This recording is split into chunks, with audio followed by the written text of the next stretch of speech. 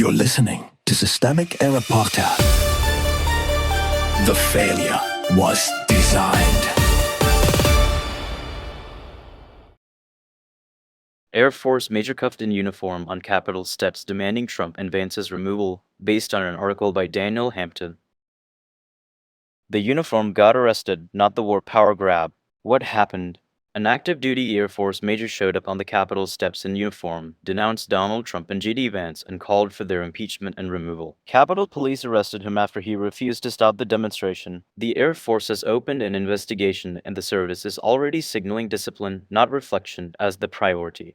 Who actually holds power? The major is not the center of this story. Trump and Vance are. They're the ones with the authority Watson says was abused through military strikes on Iran and Venezuela, and through immigration tactics he called unconstitutional. Congress is supposed to be the check here, but it has mostly reduced itself to gestures. A recent bipartisan Senate vote to rein in Iran war powers, and a familiar round of impeachment rhetoric with no durable enforcement behind it. Watson has moral standing, not institutional power. That distinction matters. He can name a breach. He cannot stop it. The people with the constitutional tools to stop it have either failed to use them or have used them in ways that read more like protest than governance. The real offense, the immediate state response, was not to the alleged overreach in war-making, but to the officer who made the accusation in public. That is the standard move. Punish the visible dissenter, keep the actual abuse abstract. A district crowding statute became the mechanism for removing a man who was functionally performing a warning in front of cameras. This is how institutions protect themselves from accountability. They treat the person pointing at the violation as the disturbance, while the violation itself remains safely inside executive power.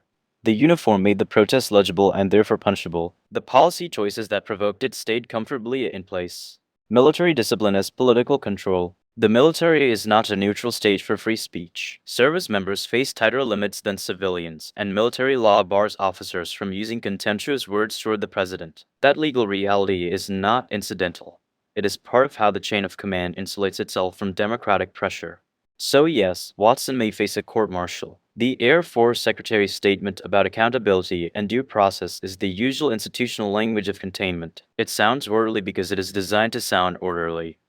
But the deeper question is why the system is more prepared to police dissent from within the ranks than to confront unlawful or reckless civilian command from above. Congress refers symbolism to consequence. Rep.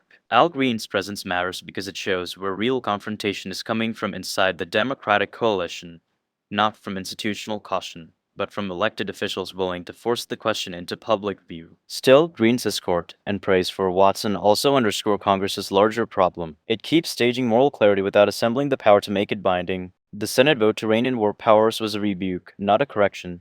Rebukes are what Congress issues when it wants to be seen objecting without paying the price of governing. The result is a familiar pattern: executive overreach, legislative protest, military discipline, and no structural consequence for the people who actually authorize the harm. The pattern. This story is not about one officer's arrest. It is about a system that is far more comfortable punishing dissent than restraining power. Trump and Vance allegedly expended executive violence. Congress mostly responded with procedure and symbolism. The military moved quickly to enforce obedience, and the public drama centered on the one actor with the least authority in the room. That is the governing logic of the current moment. Power acts, institutions hedge, and the person who says the quiet part out loud gets handled as the problem. You've been listening to Systemic Error. Thanks to Raw Story for today's article. With the automated voice of Kuzil, thanks for listening.